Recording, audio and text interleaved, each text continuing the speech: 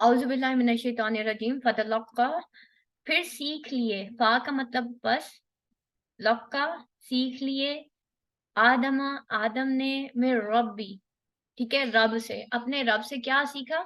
कलिमात, चंद कलमात जो है वो सीख लिए, और उसके बाद क्या हुआ? फताबा, बस वो मुतवज्जे हुआ, ठीक है, कौन मुतवज्जे हुआ? अल्लाह ताला, ठीक है, इस पर अलैहि। अच्छा, अब देखें, फिर सीख लिया आदम ने रब से चंद, बस उस पर इन्नहु हुवा तव्वाबुर रहीम, बेशक वही है, इन्नहु बेशक, हु वो, हुआ वही है, तव्वाब तौबा कबूल करने वाला, अर रहीम और बहुत मेहरबान।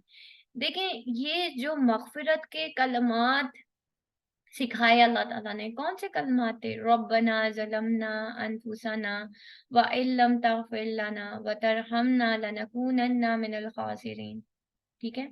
रब्बना ज़लमना, ए हमारे रब, हमने ज़ुल्म किया, ज़लमना है ना, हम दो ने ज़ुल्म किया, रब्बना ज़लमना अनफुसना, अपने नफ्सों पर, ठीक है, रब्बना ज़लमना अनफुसना व इल्लम तग़फ़िर लना, और अगर तूने हमें माफ़ ना किया, इल्ला मगर, अगर, तग़फ़िर लना, तूने, तग़फ़िर लना है ना, ता का मतलब तू, अग़फ़िर लना, इग़फ़िर का क्या मतलब होता है? माफ़ ना किया, अगर तूने माफ़ ना किया, ठीक है, रब्बना ज़लमना अनफुसना व इल्लम तग़फ़िर लना व तरहमना लनकूनन्ना मिनल ख़ासिरीन, और तरहमना, तूने रहम ना किया, ठीक है, व रब्बना ज़लमना अनफुसना व इल्लम तग़फ़िर लना व तरहमना लनकूनन्ना मिनल ख़ासिरीन, तो बेशक हम खसारा पाने वालों में से हो जाएंगे, ठीक है, तो हम कहीं के नहीं रहेंगे, तो तू हमें माफ़ कर दे। ये कलमात किसने सिखाए?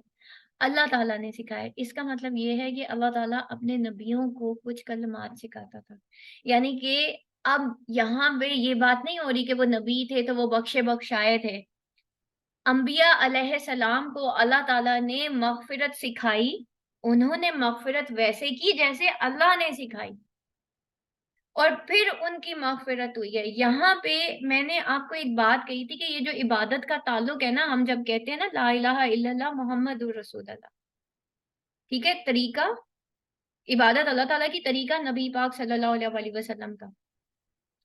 तो नबी पाक सल्लल्लाहु अलैहि वसल्लम पे कौन सी किताब उतरी है? कुरान मजीद। कुरान मजीद में अल्लाह ताला आपको किस तरीके से मग़फ़िरत सिखा रहे हैं? दुआ के थ्रू। तो दुआए मग़फ़िरत होती है ना, यही तो मैं आप लोगों को बता रही थी उस दिन। नवाफ़िल मग़फ़िरत नहीं होते, नवाफ़िल हाजात होते हैं, दुआए मग़फ़िरत होती हैं। कौन-कौन सी मग़फ़िरत की दुआएँ हैं? रब्बना ज़लमना अनफुसना, ठीक है, एक दुआ ये। उसके अलावा ला इलाहा इल्ला अंता सुब्हानका इन्नी कुन्तु मिनज़ ज़ालिमीन, हज़रत यूनुस अलैहिस्सलाम की दुआ, मछली के पेट में थे। समझ रहे हैं बात को? तो कहीं आपने देखा है किसी नबी ने 2 रकात नमाज़ नवाफ़िल मग़फ़िरत पढ़े हों? कहीं से साबित है? अब दीन में नई नई इबादत आपने फिर दाख़िल कर दी, और नई इबादत को दाख़िल करना किसे कहते हैं? बिदअत, और बिदअती जन्नत में नहीं जाएगा, सीधा जहन्नम में स्टैंप लग जाएगी। जितने मर्ज़ी आप नवाफ़िल पढ़ लें, सोचें वो नवाफ़िल हमें जो है ना जहन्नम में लेके जाने वाले हैं। होगी इबादत ही अल्लाह की, लेकिन खुद साख्ता इबादत होगी। तो इबादत का मामला अल्लाह की तरफ से होता है, ठीक है? ये हम खुद साख्ता नहीं कर सकते। क्या अंबिया अलैहिस्सलाम भूल गए थे कि नवाफ़िल मग़फ़िरत भी पढ़ने हैं? सजदाए शुक्र होता है, समझ रहे हैं बात को? और दुआए मग़फ़िरत होती है, नवाफ़िल हाजात होते हैं, हाजत के नवाफ़िल पढ़े जाते हैं, ठीक है? That is really very easy, ठीक है? तो इसको समझें कि अल्लाह ताला ने अंबिया अलैहिस्सलाम को क्या सिखाए? खुद कलमात सिखाए। फिर उन्होंने वो बोले, फिर अल्लाह ताला उनकी तरफ मुतवज्जे हुआ। तो ऐसा नहीं है कि हमारे गुनाह बग़ैर अल्लाह से मग़फ़िरत माँगे जो है वो ख़त्म हो जाएँगे। माफ़ी माँगनी होगी, तौबा करेंगे कि या अल्लाह हम आइंदा नहीं करेंगे, तो फिर इंशाअल्लाह इंशाअल्लाह अल्लाह भी फिर आगे बहुत मेहरबान है। देखिए अल्लाह ताला जो है ना, इंसान की तौबा का ना बहुत ज़्यादा इंतज़ार करता है। तौबा का मामला इतना खूबसूरत है, हदीस का मफ़हूम है कि जब इंसान गुनाह करता है, وہ پھر توبہ کرتا ہے، پھر گناہ کرتا ہے، پھر توبہ کرتا ہے، پھر گناہ کرتا ہے، پھر توبہ کرتا ہے، اللہ ہر توبہ پہ اس کے گناہ معاف کرتا ہے، اس سے پھر گناہ ہو جاتا ہے، پھر وہ اس کو پریشانی ہوتی ہے، اس کو پشیمانی ہوتی ہے، وہ پھر توبہ کرتا ہے، اینڈ پہ نا شیطان اس کے راستے سے تنگ آ کے نا سائڈ پہ کنارہ کشی کر جاتا ہے کہ اس نے پھر گناہ کرنا ہے تو پھر توبہ ہو جائے گی تو اس کے تو پچھلے سارے گناہ معاف ہو جائیں گے اور اللہ پھر ان کو نیکی میں پلٹے گا تو پھر میرا کیا فائدہ۔ تو اس بندے کو پڑ گئی ہے توبہ کی عادت، اس لیے اس کے راستے سے ہٹ جاؤ، سمجھ رہے؟ تو اس لیے جب ہم کنٹینیوسلی استغفار کرتے رہتے ہیں تو حدیث کا مفہوم ہے کہ جو استغفار ہے اس کا کیا، اس کے کیا کیا فائدے ہیں، اس میں یہی ہے کہ اللہ استغفار، حدیث کا مفہوم ہے کہ جو بندہ استغفار کی کثرت کرتا ہے اللہ اس کو وہاں سے دیتا ہے جہاں سے اس کو گمان بھی نہیں ہوتا۔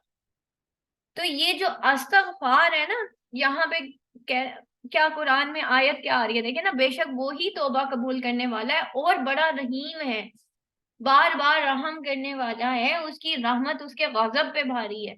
ادھر انسان خسارے میں جا رہا تھا لیکن اللہ نے کیونکہ اس کو معاف کر دیا، اس کے پچھلے تمام گناہ اب ثواب میں بدل گئے، نیکیوں میں بدل گئے۔